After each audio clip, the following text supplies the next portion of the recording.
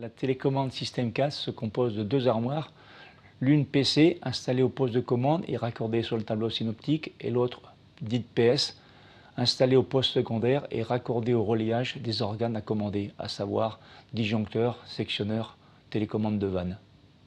Sur les tableaux synoptiques du début, c'est-à-dire des années 50-60, ils étaient animés par des équipements de téléconduite à relais électromécanique, CGCT Système 4, qui avait un fonctionnement très particulier.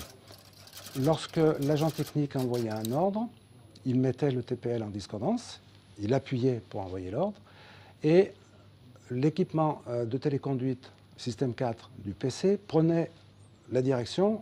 Aujourd'hui, on dirait qu'il passait maître.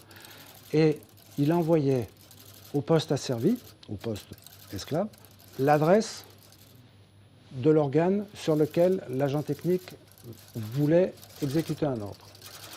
Le poste asservi contrôlait cette adresse, la renvoyait pour lui dire « j'ai reçu une demande sur cette adresse ». C'est bien ça. L'armoire du PC compare les deux. L'étape suivante peut se faire, c'est-à-dire l'envoi du type de l'ordre, si c'est un ordre d'ouverture ou de fermeture. Cet ordre est envoyé à l'armoire du poste asservi. L'armoire du poste asservi vérifie que l'ordre qui lui est donné correspond bien à l'inverse de l'état dans lequel il se trouve à l'instant T. Il encaisse cet ordre, le transmet au relayage du contrôle électrique et le disjoncteur change d'état.